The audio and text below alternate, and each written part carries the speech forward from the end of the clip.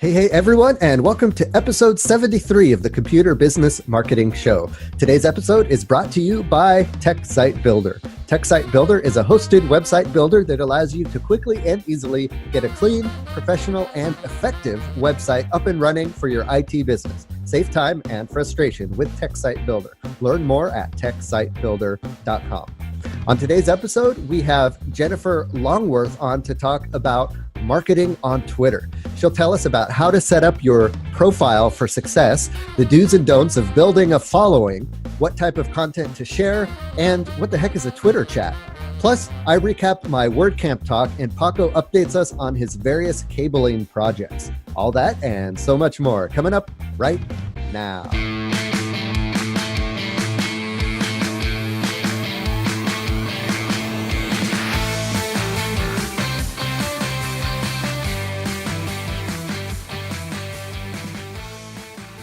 Hello, everyone, and welcome to the Computer Business Marketing Show. If you own or work in an IT services business, this is the place to learn how to get more clients, keep them happy, and grow your revenue.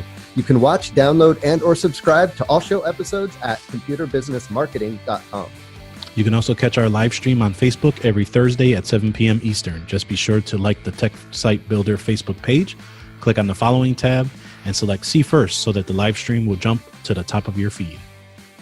Yep, and today we're actually not live on Facebook because of some technical difficulties. For some reason, my computer just does not want to connect to Facebook. So for those of you guys who are hanging out waiting for the live show, I do apologize.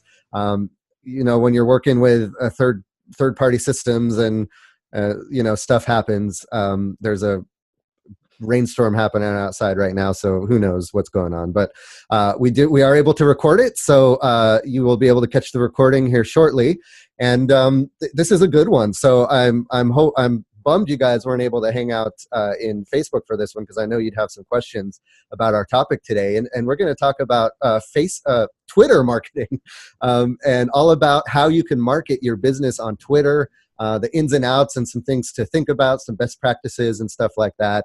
And we're going to be talking with Jennifer Longworth about that topic. And she is an expert when it comes to marketing via Twitter. So we're going to dig into that in the featured section of the podcast. Before we do that, we just want to catch you up on what's been happening in our world. So I'll jump into it first. Last podcast, I talked a little bit about the fact that I was going to speak at WordCamp, WordCamp Baltimore, this previous weekend.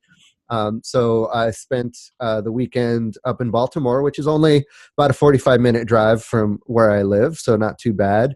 And it was, so like I said before, in the WordPress community, there are meetups, and then there's kind of the step up from a meetup, which is called a WordCamp, which is kind of a regional conference of people who work in WordPress, who develop for WordPress, who use WordPress in their jobs. Lots of different types of people who touch WordPress in some way.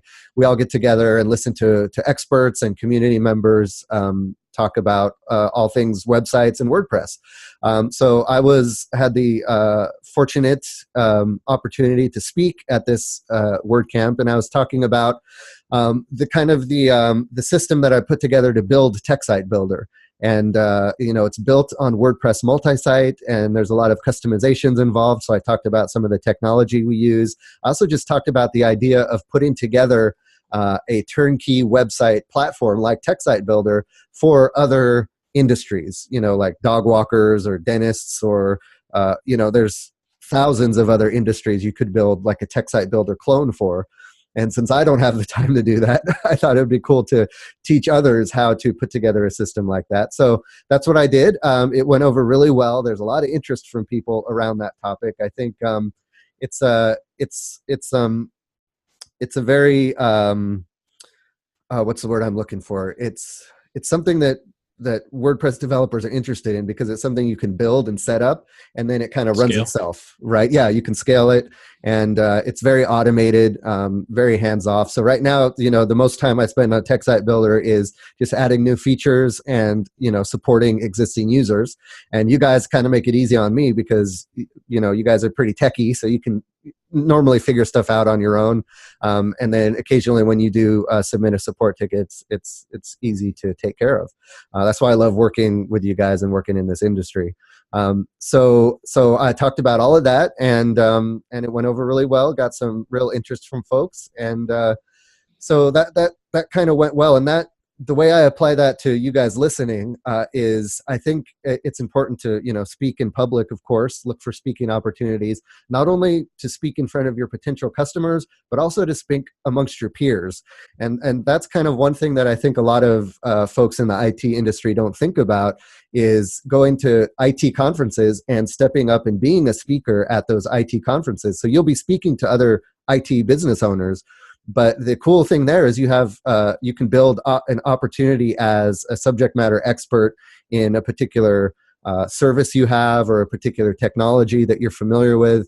I think back to the IT Owners Compass event, and there were quite a few folks from the community who were attendees who also volunteered to be speakers and said, hey, I'd like to talk on a particular topic that I'm well versed in.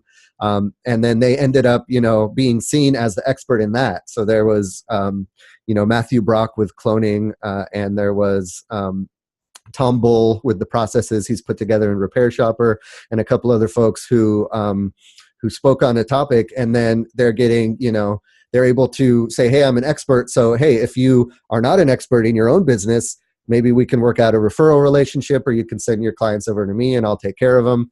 And that's something I don't think we do enough in this industry, is say, hey, I'm a cybersecurity expert, or hey, I'm a hard drive cloning expert, or hey, I'm an expert in this. I've worked out a great process. I really know what I'm doing. I can do it efficiently. I can do it for a pretty good price. Why don't we work out some kind of referral relationship? And that's a great way to get customers. I love referral relationships with other peers, because that if they have a good customer that they're referring to you, that means that customer has already been vetted. That means the customer already kind of has an idea of how things go, rather than trying to get random customers from advertisements and marketing, where you're not quite sure what you're going to get when you get that new customer. A referred customer tends to, more often than not, be a better behaved customer, I guess you could say.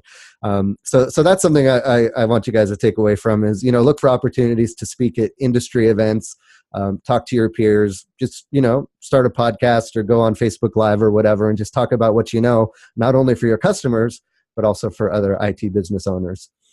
So that's kind of what's been going on with me. As always, we have our co-host, Paco LeBron. Paco, what have you been up to this last week? So I actually got two questions for you. Okay. One, did it open up contract hours for you, for consulting hours for other of your peers, so they can talk to you more about your idea for Tech Site Builder? Yes. So I am actually currently working on a course that, like a video course, that's going to teach other WordPress developers how to build out a Tech Site Builder type of platform. So I got, quite a few people interested in that. And so that's kind of where I'm going with that whole thing. Nice. And then two, keying off of what you said, peer-to-peer subject matter teachings are really powerful. And one thing that I would like to, at least to encourage, is a lot of us know quite a bit about a certain product, but feel that we don't know enough to be able to say that we're a subject matter expert. So always don't put yourself, what's the best way to say this? Essentially, don't put yourself down on as far as not knowing something, because you probably know more than somebody starting off, or even someone who probably feels like they know the product but are trying to learn even more. And the reason why I mentioned that is because there was a point where John Dubinsky told me, when we were going through the whole him trying to go on Repair Shopper and then /Synchro, I've been into the system for almost 4 years at that time, 5 years now. And he was saying that, from where all the little intricacies of the system are, I just happen to know them because I've been in there. And he said that because of how much I've known, I should be doing something to really onboard people or help people out when it comes to it. And I never really thought about it because I felt like I didn't know enough of the system to do something like that. Well, that was a year ago. We had that conversation. Fast forward another year. Now, pretty much a lot of the podcasters communities and good colleagues and friends are coming to me about what certain questions like that. So it's just something to think about where, if you are invested in something a lot, you probably know quite a bit more than what you think you know. Right. Especially if it's with like a certain technology or system. If you've just spent some time in it trying to figure it out, you already know more than someone who hasn't started using it yet. So you're always kind of a step ahead, and that's a lot of times that's the best time to teach, because that's when it's fresh in your mind. That's when you're kind of can come at it. You can remember how it was to be a beginner, and you can kind of talk through how you got to where you are now. So yeah, definitely just start out, just talking to people, saying, hey, this is what I'm doing here. This is what I'm working on, and get their feedback. If they sound interested, if they're like, oh, how did you do that? Or tell me more, then that kind of gives you a clue that maybe you're onto something. And then you can look into stepping that up and actually speaking about it. Yep. So that's those are my 2 questions or 2 points that I wanted to bring on your part. As far as for me, since last week, things have just been really busy. I am currently working on 3 big projects. I am wiring a warehouse for an e-commerce fulfillment store / online store. So have my cable guy running through that whole process. I have another wireless setup that I got going on for a customer that just continues to keep getting plagued by wireless issues. And one of the things that I should mention is coordination is key, and having good people. So when I had him set up this access point that was going to be in the middle of the floor, I forgot that it's actually being sent over by a patch cable, or I'm sorry, by a patch panel. So the PoE is not going through that patch panel like it is on the second floor. So in my head, I'm thinking that it's just going to get powered by the Cat 5, but through a patch panel, obviously not. So because I would have went over there tomorrow thinking, oh, I just got to configure it and call it a day, by speaking with him how it went, he basically was able to tell me, hey, look, you're going to need an injector because there's no power going to it. And then that's being able to remember, oh yeah, it's a patch panel. So having good people actually help you to keep one step ahead, so you don't look like a fool going down there, and that ends up being anarchy.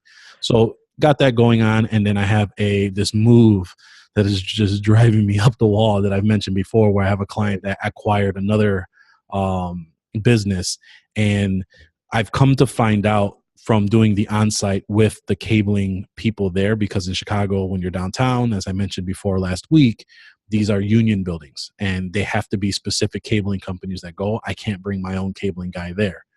We've come to find out that not only is the building over 100 years old, it is considered a historical landmark. So we cannot drill through the floors. We cannot drill through the walls. There's no power in the areas that we need to install these things. So I am now coordinating with AT&T, the cabling company, the building management people, to figure out how to do all this. And it's becoming very interesting on how this is all coming through. And my client is loving every minute of it. And when I say that, I do mean it in the loosest way possible, but is grateful that he has, like we say in our industry, one throat to choke. So essentially he's able to come to me on what's going on, and I can relay to him exactly what's happening. So, right. And it's not like it's your fault, right? I mean, right. As long as you're communicating with him, saying, "Hey, man, we got an issue here, and we're trying to figure it out." Yeah, he acquired the wrong business, is what happens. Right. But anyway, that's just my whole thing. But yeah, so it's just a matter of modernizing that suite, and because of the tight time crunch, is making it even more interesting. So we just continue to keep finding new things as we continue to move forward. So I will keep you all up to date on the new aspects of what we find out from there. Cool. Yeah, I'm interested to hear how that ends up. Cool. Always an adventure. So let's see. Our sponsor today is TechSite Builder. So instead of just talking about TechSite Builder and plugging it, I'm going to have Paco pick my brain and ask me the TechSite Builder question of the week. Yep. TechSite Builder question of the week, Matt. What in the world is the visual customizer on TechSite Builder? Because I actually recently logged in to update some of the imagery and branding on the site, because I'm trying to move away from the cybersecurity scare phase, because everyone's now is jumping on that bandwagon. So I'm now trying to mold it to being your go-to IT guy. or IT company. So that's kind of what I've been doing. And then as I went in there, I noticed this visual customizer, but I have no idea. And I'm sure there's a YouTube video because you have great onboarding videos in the portal. I just have not had a chance to look at it. So I figured I'd ask you on the show. Yeah, excellent. That's the perfect question because talking about the videos, number one, we're in between videos. So we recorded videos, a lot of videos when we first launched Tech Site Builder. Then we've made a bunch of changes. We're waiting to do a few more changes, and then we're going to record basically most of those onboarding videos again, because we've got some new stuff that we've implemented. So we're kind of in the in-between phase right now. So you might not find some videos for some of this stuff, which is perfect with you bringing up that question. So you mentioned the visual customizer, which is something that's actually built into WordPress. And if you use WordPress either through Tech Site Builder or some other platform or on your own website, you might have noticed some things happening in the visual customizer. That's something that WordPress implemented a few years ago. And they've been constantly moving more of WordPress into the visual customizer. So they've been putting in some of the theme settings and the widgets and the menu and all of the stuff that you can, anything that basically affects the way the website looks on the front end. They're moving into this thing called the visual customizer. And what that does is it basically gives you a view of your website and then a menu on the left where you can choose different things that you can edit about your website. Now, the confusion comes in when you also have a page builder like Tech Site Builder does, and you're using that in conjunction with a visual customizer. That's not only can be confusing for Tech Site Builder users, but that's also just confusing for WordPress users in general. And the thing to think about is the customizer is there to make overall theme and changes that affect the entire website. Things like the logo, the navigation menu, the widgets that show up in your footer, anything that shows on every page of your website. That's what the customizer is for. That way you can change the broad changes of your website and be able to preview those changes before saving them and stuff like that.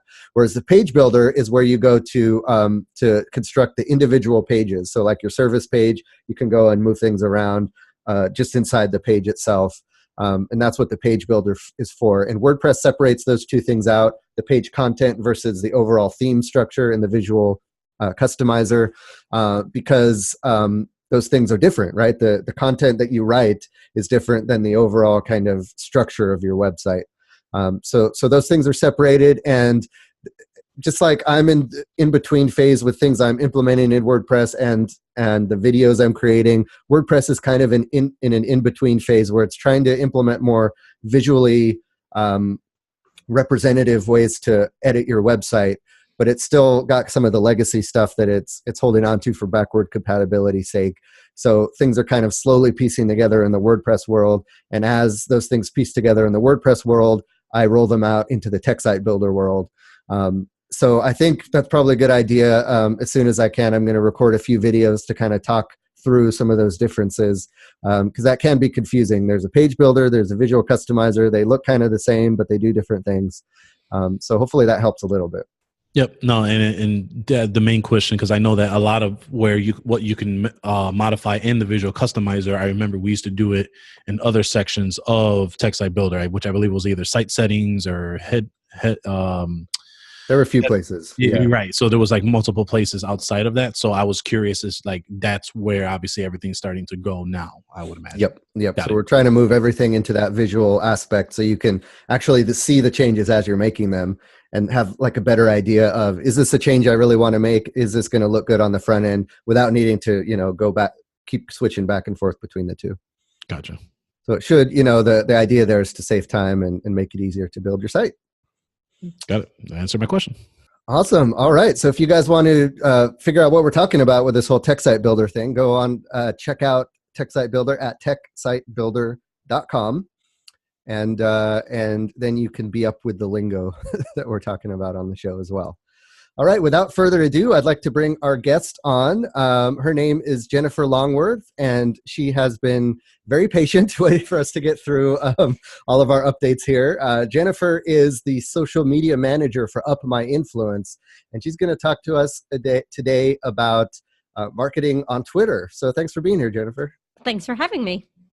First of all, before we jump into kind of digging into Twitter and how to wrap our heads around using it for marketing purposes, just love to get a little quick introduction to you and kind of your history and what brought you to where you are today as a social media manager. Well, I tried to go to college right out of high school back in the day, but what I do now didn't exist. So I didn't last very long. And I got my online degree from Southern New Hampshire University a couple of years ago in new media because I was already getting into that. I was working at a radio station doing social media for them. And like, hey, a degree I'm interested in finally exists. So I had already started dabbling in Twitter a little bit more than I had, and found out about Twitter chats from the university because like every Monday or something, the Career Center had a Twitter chat, which I'll talk about in a little while. And then I got involved in some more Twitter chats. And then when our social media marketing class rolled around, the professor was a marketing guy, but not a social media guy.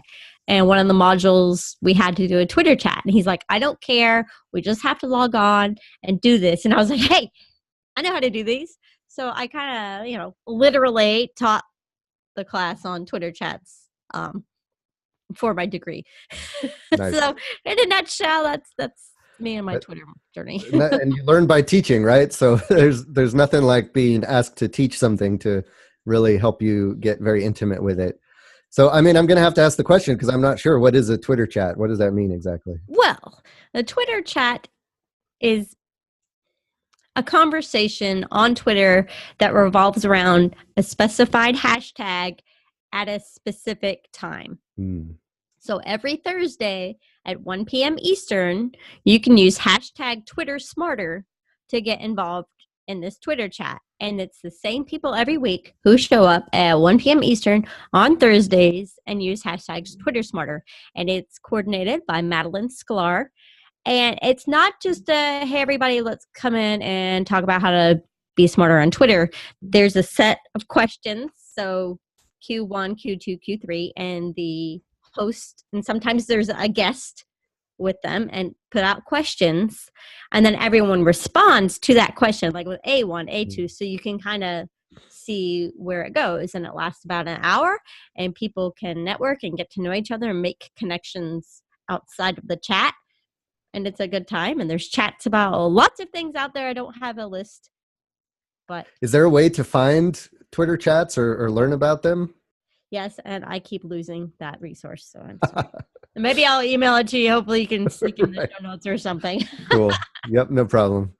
Yeah, so that's just like, I didn't even know that type of thing existed. So that's good to know those exist, so we can kind of keep an eye out for them if we see someone else we know participating in something like that with the question numbers and stuff. We know, hey, that's a Twitter chat. Maybe I could jump in there, and that sounds like a good way to network and get yourself known in different circles. And that's a great tip right off the bat that I didn't even know about. And I assume that that's kind of why everyone puts such an emphasis on hashtags for certain type of talks or conversations or events, to be able to have these type of Twitter chats. So it's solely on that particular chat, so it doesn't kind of mingle in with another chat, I would imagine, or another brand or something like that. Correct? Yeah, and I went to an event this last weekend, and we had a hashtag for our event. So when I was posting pictures or quotes of what people were saying, I was using the hashtag. Well, there was another event happening across the country with the same hashtag. So either you're at some megachurch revival, or maybe you're at a business conference, or maybe you're in Europe at a book launch or something. So it wasn't a specific hashtag. That was follow the conference hashtag. There were just multiple conferences. So if you ever choose to do a specific hashtag, make sure it's just yours. It's very specific. Yeah, cool. It's interesting. Go ahead.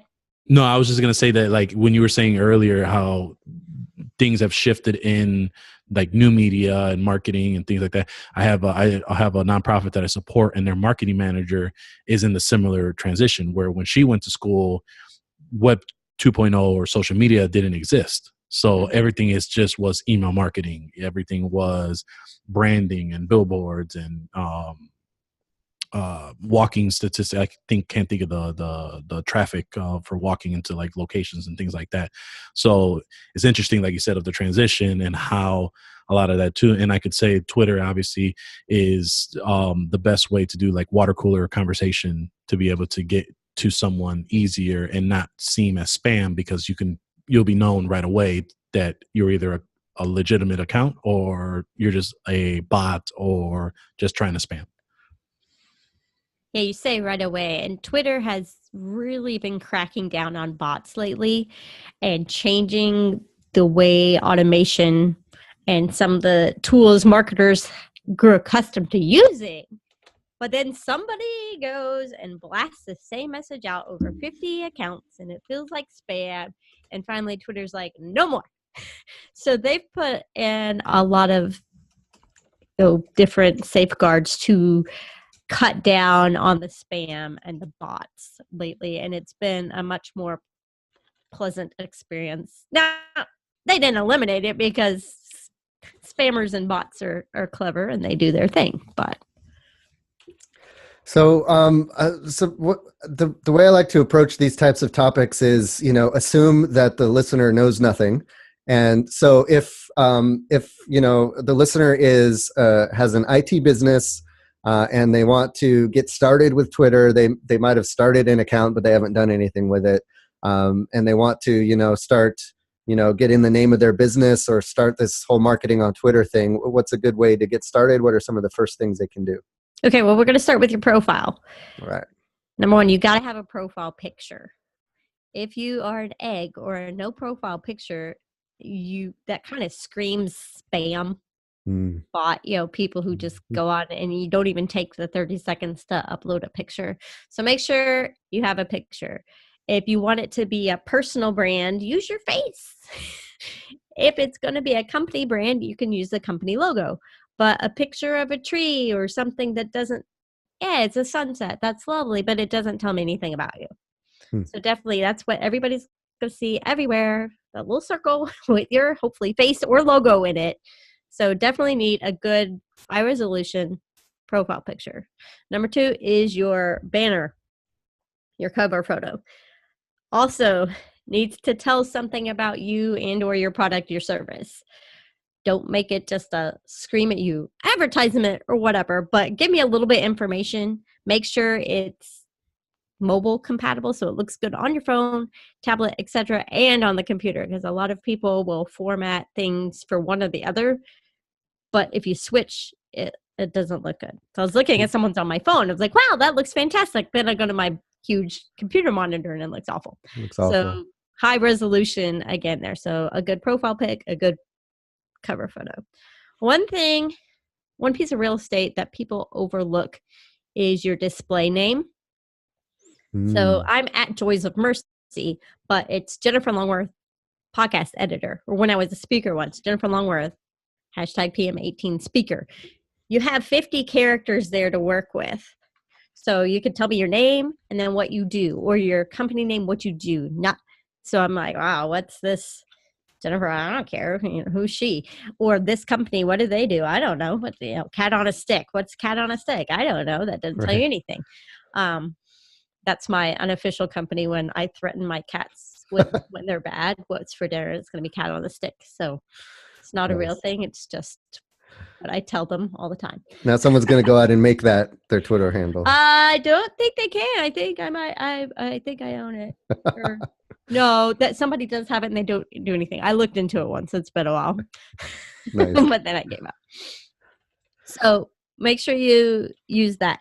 Then next you have your bio, which is when you're looking at Twitter, you have your little picture, you have your display name, then you have your bio. You have 160 characters there. Use them wisely. You fill it with keywords, but relevant keywords. Some people like to stuff keywords into places so they're noticed, but they don't. The keyword doesn't have anything to do with what you're talking about. So don't do that because that's annoying and spammy. We don't want to be annoying and spammy, but we want to tell people who we are, what we do. And your bio is one of the key things that is going to tell someone if they want to follow you or not. So if it's for your business, it should be like maybe your unique value proposition, or a quick kind of elevator spiel about what you do, that kind of thing. Exactly. Exactly. That's this is your elevator pitch on Twitter. Cool. So You got here's 160 characters. So in the bio or in the display name, I do notice a lot of profiles use emojis for Yes. kind of to speak to what they do. Is that frowned upon, or is that encouraged, or it can go either way when explaining what they do? Some of my favorite Twitter gurus out there use emojis in their profiles and such. So I say that's okay.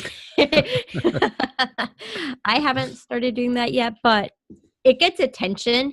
And there's one guy out there who will change his display name every day, the little tag on the end of it, just to like, oh, then it's just stick. What's he changed his thing to today? If all his followers know Oh, he's that's going to cool. do, I wonder what he's going to be today. I So like that. you can, it's not set in stone. Yeah, I thought like I don't know, for some reason I felt like if I did that too often, Twitter would like not like it or something, but I guess that's not the case. Oh, there's things that Twitter doesn't like, but that doesn't have to be one of them. Yes. Okay. Great. So That's a you cool have tip. your bio.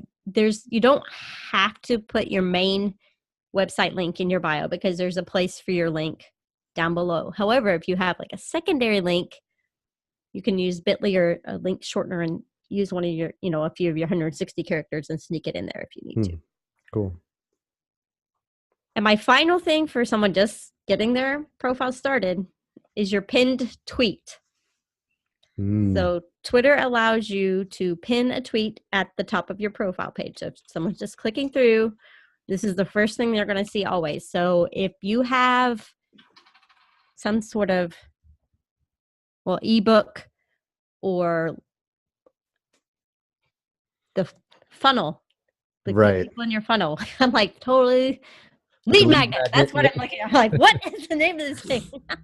If you have a lead magnet or something like that, that's great to pin. And all you have to do to pin a tweet is tweet it out and then click there's a little arrow down and it'll say pin the top or pin tweet. Let me make sure I'm saying it. And it'll say, oh, that's, you can't pin retweets, by the way. Oh, pin to your profile page. Cool. And you can only have one pin tweet. So pin to your profile page. So make sure that is valuable as well, keeping in mind that this is who you are on Twitter and what is going to get you a follower or not.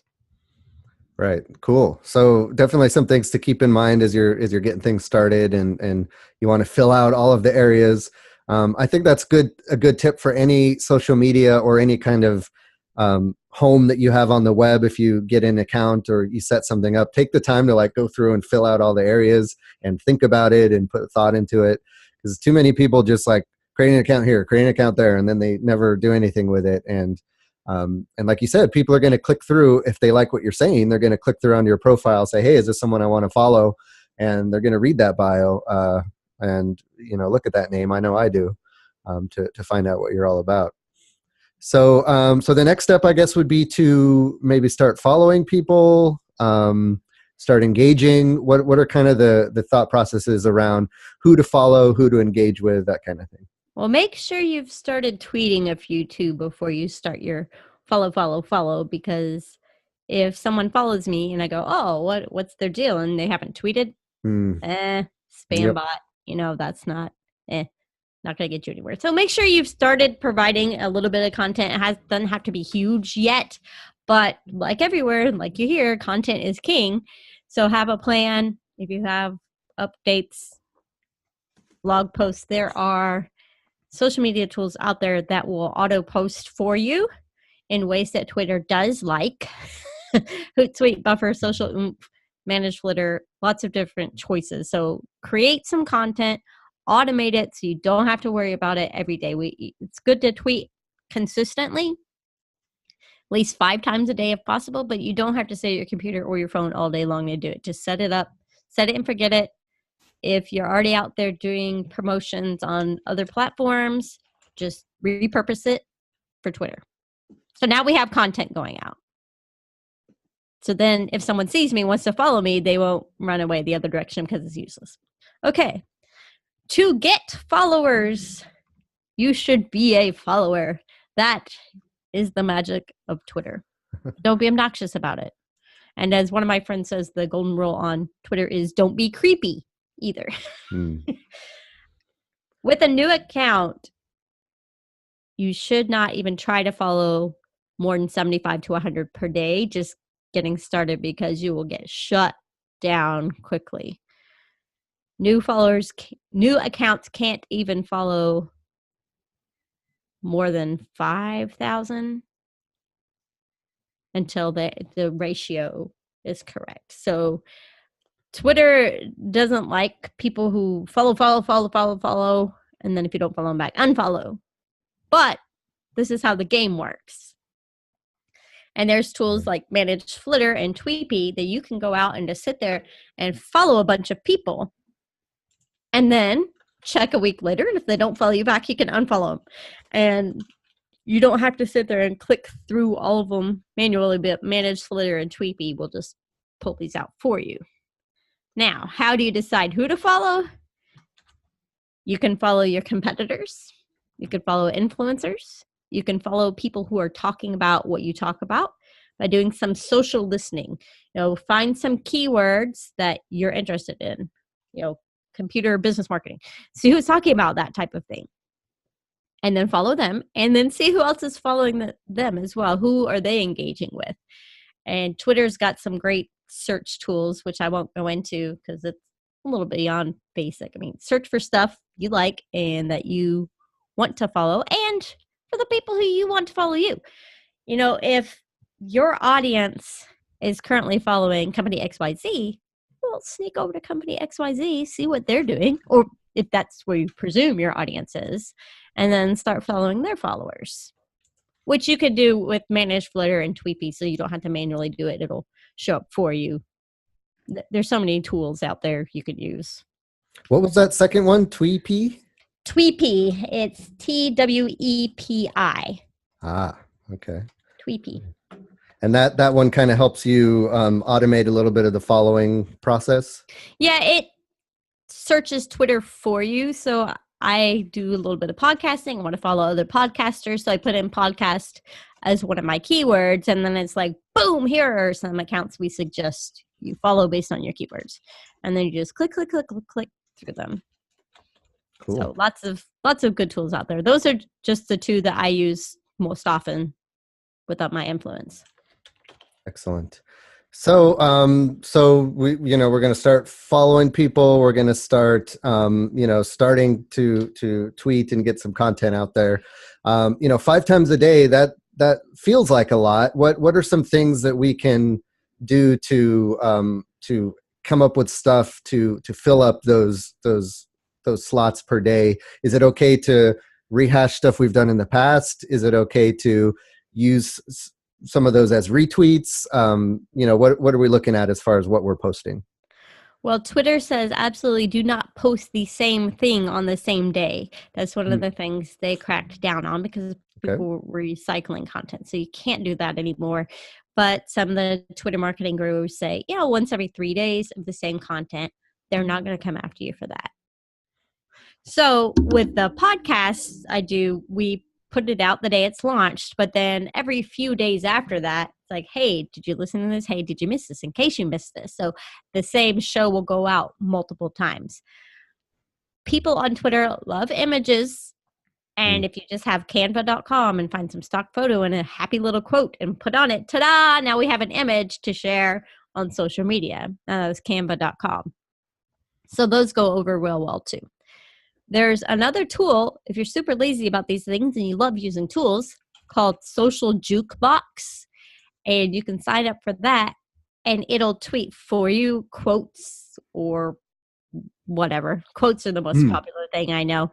And it has curated content in there already. Just sign up and tell it what you want to tweet and how often, and it'll just do it. So you don't have to come up with that. Nice. There is a tool called Missing Letter. And with that, it will create content based on blog posts. So if your company has a blog, Missing Letter will grab the RSS feed and read it and say, oh, look, here's an article. I have just created content for you. See if you want to use this. And then you pick what you want, and it'll do images or text, and you choose what you want. And it comes up with a content calendar. So it'll post like the first day, the third day, the seventh day, and then the 30th day, 90th day, and spread it out. So you can have a 12-month campaign just by putting this in once, and it reads your Wow, that's really feed. cool. Yeah. I saw that on AppSumo, and I wasn't quite able to wrap my head around what it did, but that really helps. It's pretty awesome. There's so many tools out there you can use that make it so much easier. It's like, oh my gosh, 5 times a day. Well, kind of. You don't, personal thing is cool. Like, hey, I'm watching this ball game and this is what I think about. It's something different and add a personality to it. Right. But you don't have to do it 5 times a day because there's so many different options out there. So as a business owner, I mean, do we want to just focus on, tweeting like tips and stuff that's helpful about the services we provide? Do we ever want to just say, hey, this is a service we provide, or do any kind of direct advertisement? What's kind of a good ratio or thing to keep in mind with that? Well, you don't want to just say, look at me, look at me, look at me, look at me, look at me all the time, because then people aren't going to look at you anymore, right? So make sure on your pinned tweet, you have your lead matter or something like, hey, this is what we do. And then if you're tweeting 5 times a day, one of those can be like, oh, by the way, this is a service we offer. But then also your how-to, give them some value, give them something, give them a reason to follow you. If you're just posting pictures of what you ate for lunch, no one's going to care after a while. They don't need to follow you anymore. Right. And if you roll through their feed and they go, what is this? They don't unfollow. So giving value is good. Making people laugh is good too. So if you can find a meme or a GIF or whatever to get attention, again, giving people a reason to follow you and providing content, and then working in the, hey, by the way, we do this, or did you know? But also you can do polls, you can do live video, you can do pre-recorded video, you can ask questions directly, try to get some engagement going on. It's not, Twitter is a place to have a conversation. And we haven't quite got to that part yet. But that's where the magic in Twitter happens, beyond just a Twitter chat. And as a case study, I have a paying client directly from a Twitter chat. That is the connection. We're both in the Twitter Smarter chat. She remembered I was a podcast producer from that chat. Time passes. And when she needed that service, she came to me through a Twitter message. This is a real thing that happens. I'm not just making it up or saying it's some lovely thing, but I have a paying client because of a Twitter chat. And it's the engagement. And if someone you're interested in tweets something, you can respond and start a conversation and engage with them, and encouraging your followers to engage as well. Start a conversation, find a conversation. Do not auto DM people. Do not set up an auto responder. Paco says, preach. Those are the worst. Yeah, I think going back on what you said on how you were able to acquire that client, the hashtags and the Twitter chats are real powerful, right? And the way that we can use that, and I've done this in the past too, is through the advanced search, I believe, on Twitter to dial it down the geography for local, and then searching those hashtags on, computer repair. I need help with my computer. Why does my computer suck? Things like that, and join those conversations. And what I've done is I actually went on the hashtag I hate Best Buy or Best Buy sucks or things like that. And the reason why I search those hashtags, not to knock at Best Buy, but these are people complaining about whatever they purchase, specifically PCs, laptops, things like that, MacBooks, or, I hate Apple or why Apple and things like that. And I would engage with them and I would reply to them and basically give them assistance and say, hey, have you tried doing this?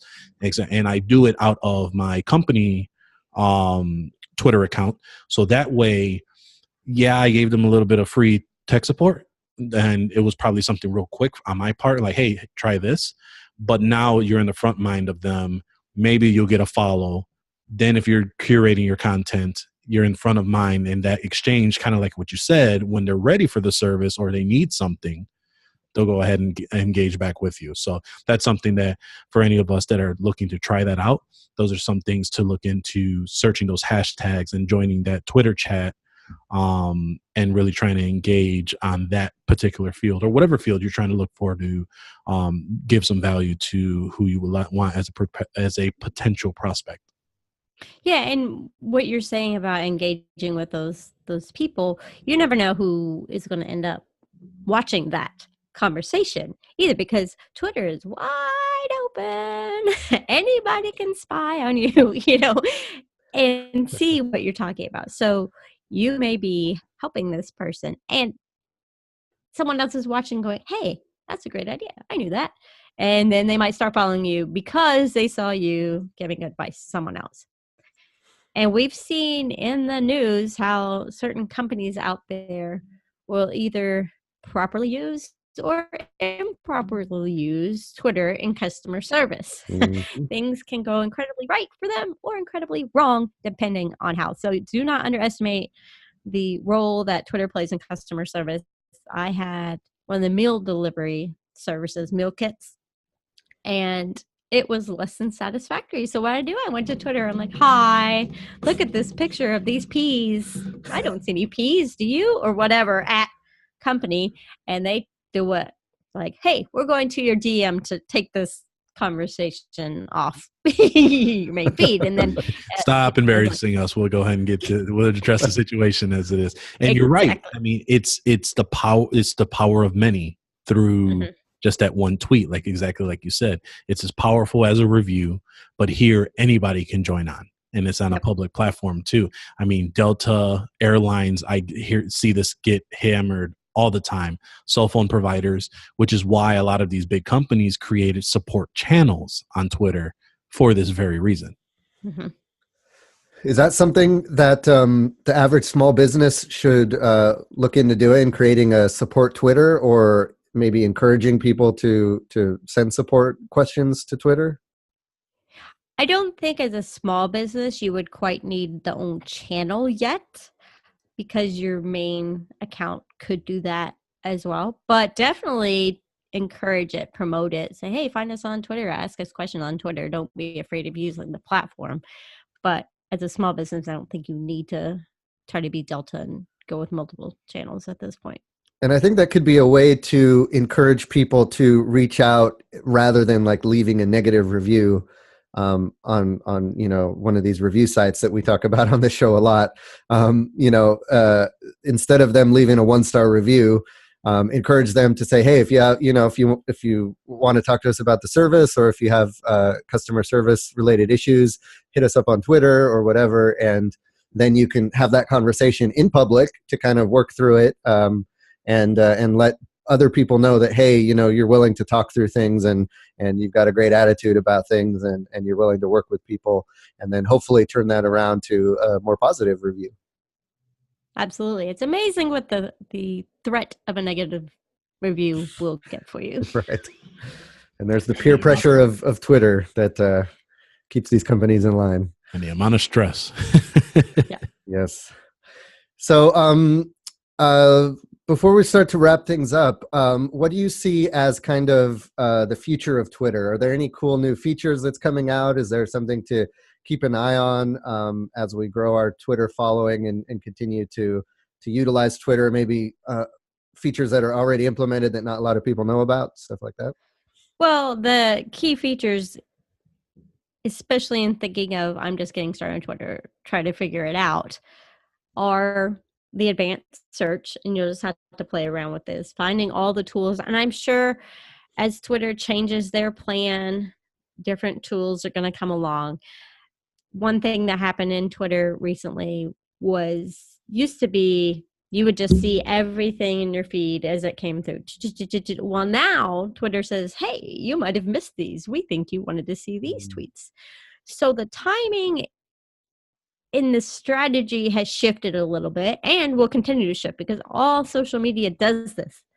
Oh, Facebook, one day you can do this, the next day you can't do that. And how are we going to do this? And the whole social media marketing world goes, so it's hard to say because who knows what they're going to do tomorrow. Changes all the time. Yeah, it changes all the time. Just stay in the know. But remember, it's not 140 characters anymore. It's 280 in a tweet. So that's one thing they did not too long ago. So our space has expanded. So you just kind of have to be involved on Twitter and see what's happening. And if you're terrified right now of Twitter, don't follow the people in the news who cause trouble. Just don't follow them. You don't have to see the junk that shows up on Twitter. You don't have to follow celebrities or news media outlets or anything like that. You don't have to follow them. You don't have to see it. You don't have to see it. I don't follow. If I see someone come across my feed who's talking about something I don't want to see, I just unfollow them. So don't be afraid of Twitter. What's coming down the line? You have to ask the Twitter people because I'm not in the know. Just got to roll with the punches, and I think just fall back on those tried and true. It's about conversations. It's about connecting with people. It's not about just marketing or trying to be the coolest Twitter user. So just do what you always do, and roll with the punches. It sounds like. And be transparent. Be yourself. Do your thing. Great. And then hopefully you'll naturally attract the kind of customers you want to get through that, and connections or other types of folks through that. So, I feel like we buried the lead a little bit here. You mentioned that you do podcast production and podcast editing, and I think that's probably like something we could bring you back on in the future to talk about. But why don't you talk a little bit about that? Like, what do you do with that, and just kind of your experience with podcasting? Well, I believe that everyone has a message to share, and of my influence, that's part of our thing as well, that everyone has a voice that needs to be heard. And as a podcast producer, I believe that voice should come across clearly from the podcaster's lips to the listener's ears. So my job as an editor is to make sure that message is clear, that there's no distractions, no background noise, no, and we've been doing pretty good with that, guys. As the editor, I try to edit myself as I go along, but sometimes there are strange things that happen. So I like to think I make people sound brilliant, and my title on my business card is the executive producer of awesomeness. So there's that. That's quite the thing to be to produce. So just really quick, because I know there's folks who are interested in podcasting, and they listen. A lot of times people who listen to podcasts are interested in podcasting eventually. So especially for like small business owners, IT guys who are listening who might be interested in starting a podcast, maybe just really quickly, because that's not what this topic is about, but just really quickly off the top of your head, maybe a few things that they should keep in mind or look to do, to get started with that. Well, go to podcastwithjennifer.com. That's a great place to start. And click work with me. What? Okay. Also, just remember that the riches are in the niches. Not everyone is your target audience. Find out who your target audience is and speak to them. General marketing stuff, but it also works extra well in podcasting. Excellent. Well, cool. So got a lot of great stuff that we talked about and a lot of knowledge to share. So I really appreciate you helping us dig in a little bit on Twitter and give us a good kind of like starting point for a lot of us, or just something that we can all revisit, because there's quite a few things, honestly, and I'm sure you could tell through this interview, I don't spend a lot of time on Twitter. So there's quite a few things that I've learned, and you've re-motivated me to get back on Twitter and start using it more. And so thank you for that. Where could people go to if they want to pick your brain about Twitter? Probably follow you on Twitter, right?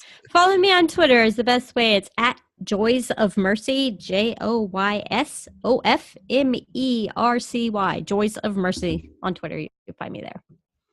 Excellent. Was there anything else, Paco, that you wanted to touch on?